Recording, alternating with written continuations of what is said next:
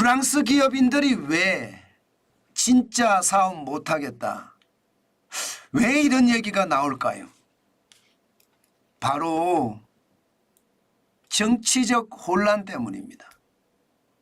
프랑스도 우리나라보다 더 극단적인 정치적 혼란이 사회를 더 혼란스럽게 만들고 있거든요.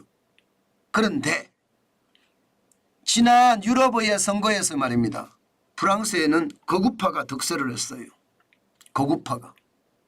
그러면서 마크롱 프랑스 대통령이 중도 우파 연합이거든요. 의회를 해산시켰습니다. 그러면서 조기 총선을 선언을 했어요. 그런데 이게 문제가 생긴 겁니다. 조기 총선을 시작을 하자고 의회를 해산시키고 조기 총선을 준비를 하고 있거든요. 마크롱 대통령이 소속된 정당의 인기도가 계속 떨어지고 있습니다. 엄청나게 떨어지고 있습니다. 왜 그러느냐? 이거 한번 보세요. 마크롱 대통령이 소속된 정당은 르네상스 정당입니다. 여기는 기본이 연금개혁이고 친기업적인 정책입니다. 그런데 국민연합이란 우파연합은요, 마크롱 대통령이 한 연금개혁 철회하라. 게다가 생필품 에너지 부가세 인하하겠다. 이거 재정비용만 240억 유로입니다. 엄청나죠? 이게 신문중 전선, 이거는 좌파연합입니다. 좌파연합. 여기도 똑같이 연금개혁 폐기하겠다. 공공부문 급여 향상시키겠다. 최저임금 14.0% 인상하겠다. 마치 우리나라 민주당과 좀 비슷한 정책을 내세우고 있죠. 이러다 보니까 이 프랑스 정치인들은 도대체 어디로 가고 있는지, 그 포퓰리즘이 극우든 극좌든 남발하고 있다는 거예요. 남발. 포퓰리즘이 남발되니까 기업인들이 어떻게 기업을 해야 되느냐. 기업인들 입장에서는요, 이게 이제 헷갈리는 거예요. 도대체 어떻게 해야 될지. 그러니까 프랑스에서는 사업 못해 먹겠다 하는 얘기가 나오는 겁니다.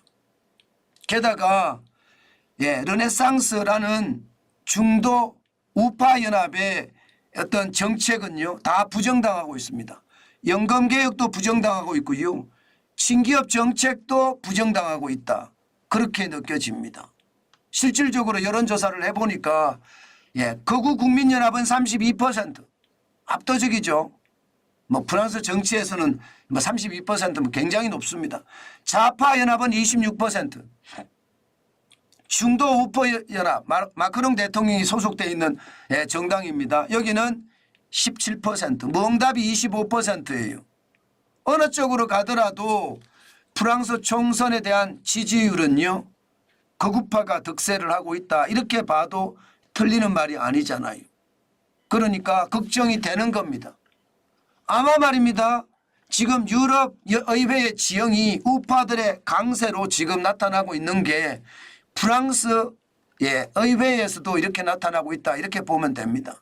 여러분 보시다시피 지난 6월 10일에 10대 유럽의 선거를 개최를 했거든요. 그 당시에 유럽 국민당, 이게 우파 쪽에 가깝습니다. 186석입니다. 그리고 유럽 보수와 개혁 73석, 정체성과 민주주의 58석. 그러니까 무소속까지 합치면 이게 굉장히 많이 우파가 약진을 했다. 이렇게 봐야 되겠죠. 마찬가지로 좌파는요. 좌파는 사회주의, 사회민주진보동맹이 135명입니다. 제일 많습니다. 여기에다가 녹색당, 유럽 자유당 53명, 자유당 그룹이 79명, 좌파당이 36명이에요. 이것도 마찬가지 무소속 100명까지 합치면 과반이 넘습니다.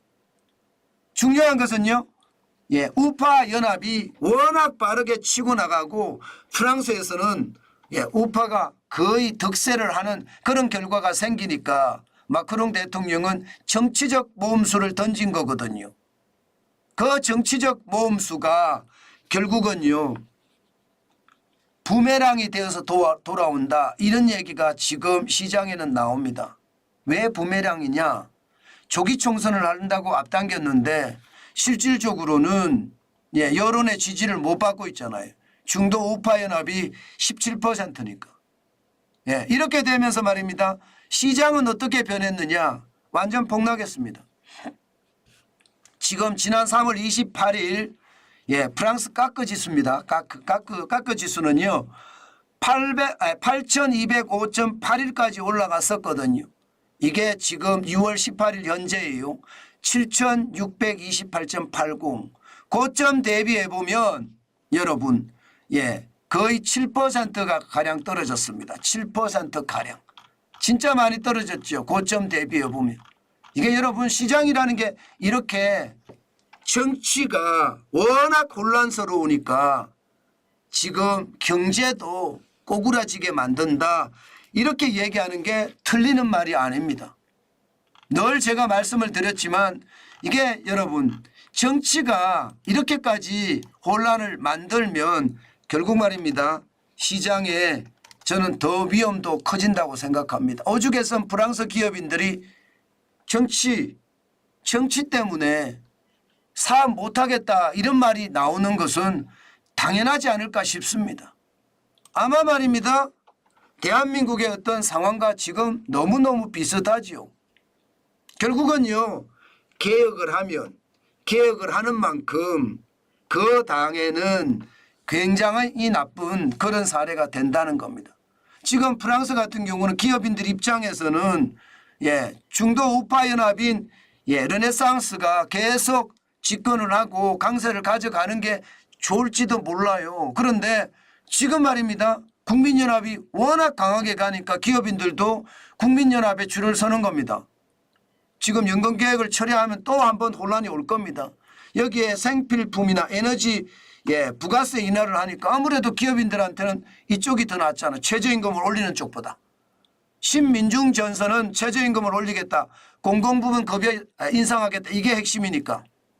여기보다는 우파의 부가세 인하가 더 낫잖아요. 정부의 재정은 박살날지 모르나 기업인들에게는 물건을 더 많이 팔 수도 있는 거니까 더 유리하겠죠.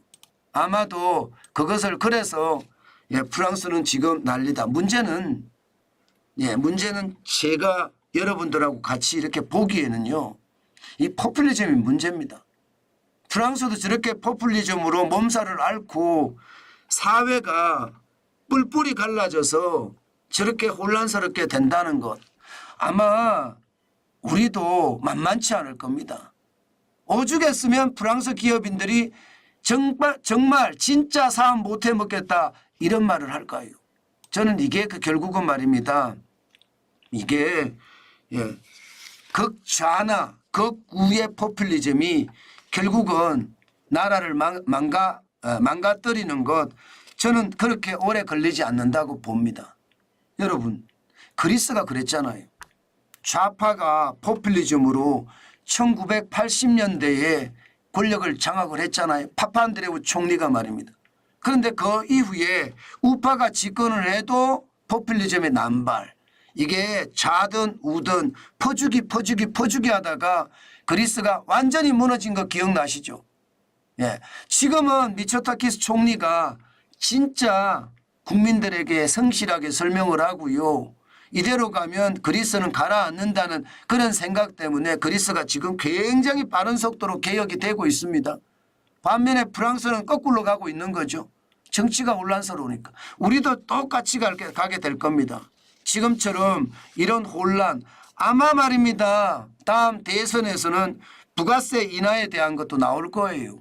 이번에도 국민의힘 총선 프레임으로 부가세 인하 들고 나왔었잖아요.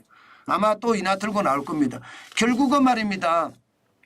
결국은 뭐 좌파든 우파든 결국 포퓰리즘에 나라는 망가진다 이렇게 이야기합니다. 오죽했으면 여러분 프랑스의 최고 경영자 중에 한 사람은 이런 이야기를 합니다.